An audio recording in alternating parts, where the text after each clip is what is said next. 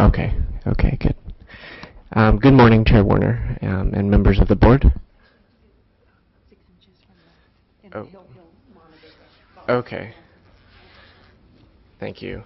Um, my name is Sam. I'm an organizer and training intern at OPAL Environmental Justice Oregon, and I want to share some of my story as well as the central reason why I organize with bus riders today. I also want to add some testimony on how not providing youth passes to all youth in Portland, especially low-income youth of color, hurts them and their families' livelihoods.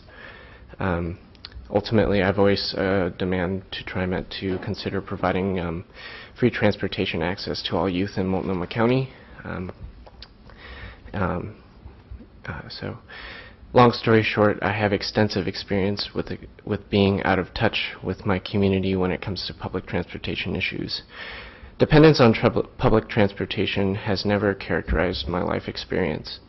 I was raised in Mission Viejo, Orange County, California, where I grew up a youth of color. In the meantime, my values and transportation-related realities I saw were influenced by my particular situation within the suburban sprawl. As such, I took transportation for granted.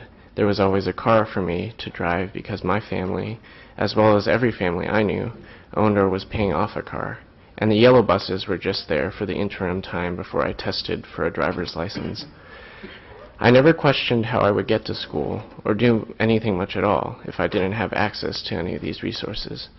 So by the time I was leaving Orange County for college in Portland, if I considered someone's situation when I saw that they didn't drive, own a car because they were slowly paying for one, or rode a bike, I only thought so far to find that either they or their parents lacked the initiative, the intelligence, the whatnot to pull hard on some bootstraps and make money for a car. Then, for many reasons, riding the bus wasn't a central part of my college experience either. Generally speaking, this was the result of never having to leave college for anything except recreational activities and also regaining access to a car through my parents. It wasn't until after I left college that I fully realized just how out of touch I'd been with my community despite all the social and economic theory I'd learned and talked about at school. Newly forming friendships and joining the community of volunteers and staff at OPAL have since inspired me to develop and pass on my skills as a community organizer. I want to aid my community in creating a world which simply existing as a person of color bears absolutely no punishment. This is why I organize with bus riders who depend on public transportation in order to live their daily lives, especially my fellow youth of color whose families draw low incomes. Through my organizing efforts with other organizers in training, I recognize that Trimet does not offer all high school students within Multnomah County a youth pass. I've listened to students at schools outside of the Portland Public School District, especially David Douglas, voice their frustrations about not having access to youth pass through Trimet and how it hurts them and their families financially. One youth in particular, Milka, expressed that she and her family would be helped by having youth pass available to them because it would ease stress off their budget. As such, I want to voice a demand to Trimet to extend youth pass access to all schools within the Multnomah County rather than simply within the Portland Public School District. Thank you. Good comments. Good morning, members of the Trimet board. My name is Lupita, and I am an organizer in training at OPAL this summer, and this is my story. Waking up in the mornings when the sun is still not out, waking up to nothing but the world, waking up to the smell of coffee and morning dew. This is what captured my childhood due to the fact that my mother worked early in the morning and she needed to catch the bus earlier than that. There was times where money was an obstacle and she didn't have enough to pay her fee. This was not the end of the story. Getting out after dark is what also affected my family and me. Being at work all day and then coming back home on Trimet is what determined if I would get to play with my mother. Sometimes the bus would come late and she would have to wait 30 to 40 minutes. But by the time she got home, it was my bedtime. However, this is not the end of the story with my Trimet experience.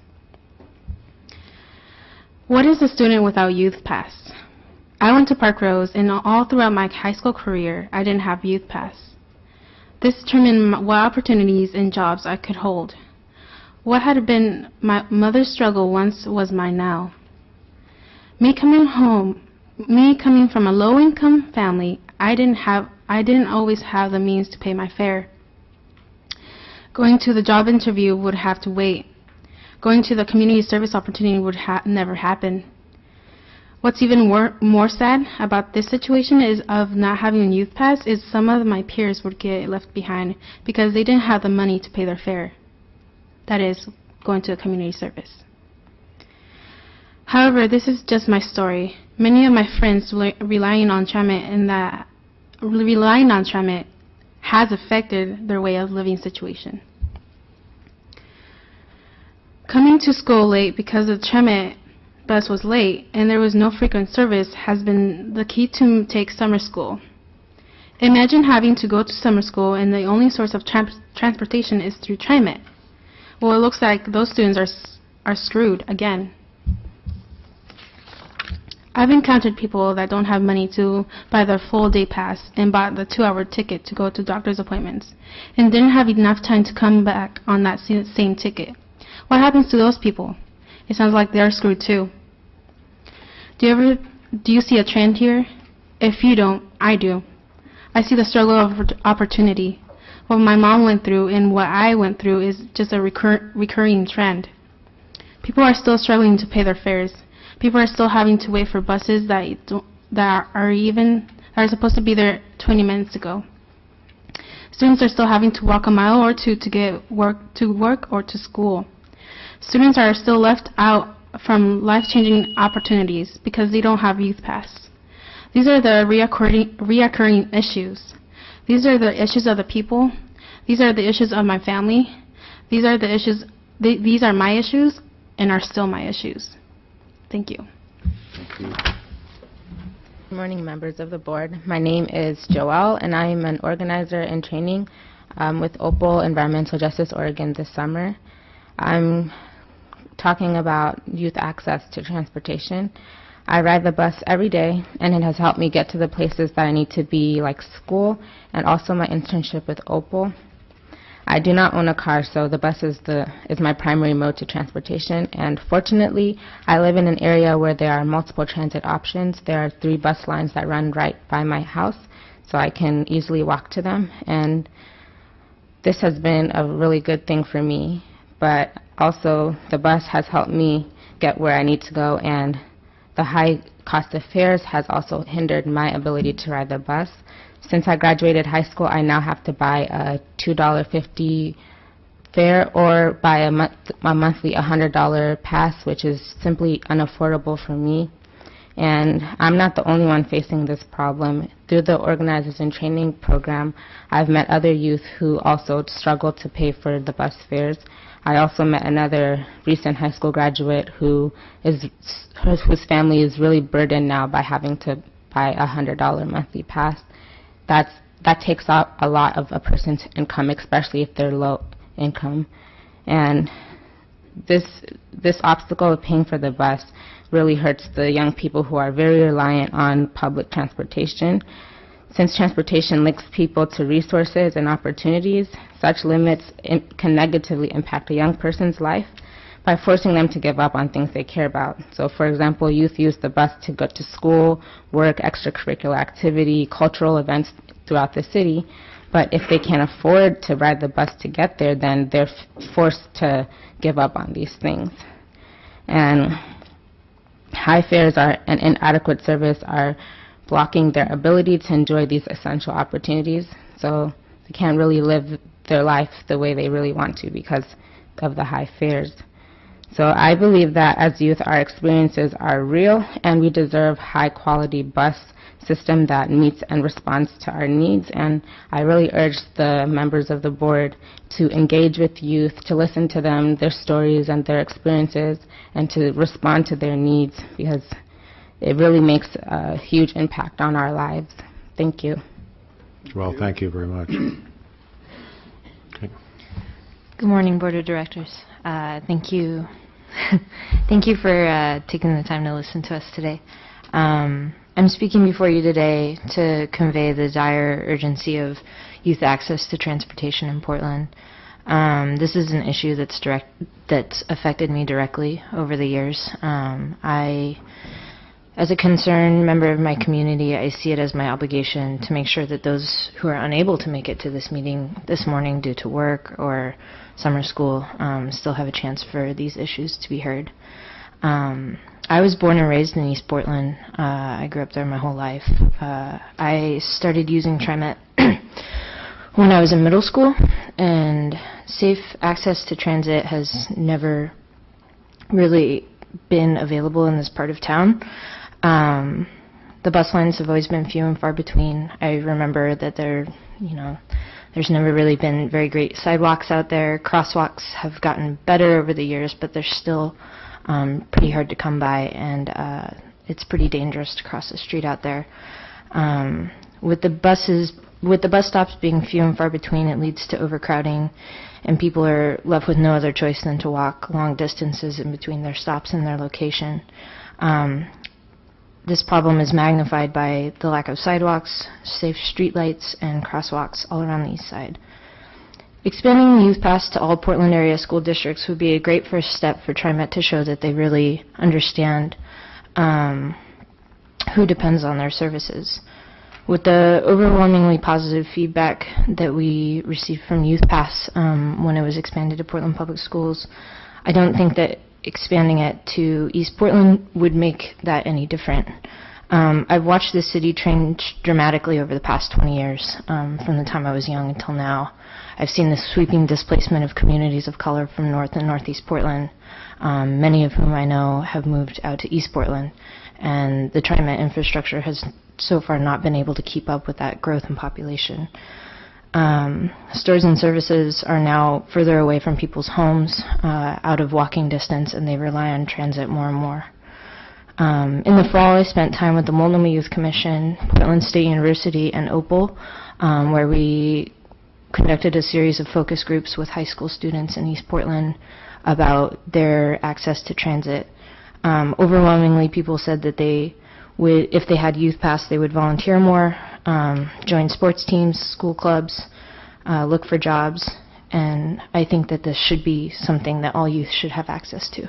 That's my time up. Okay.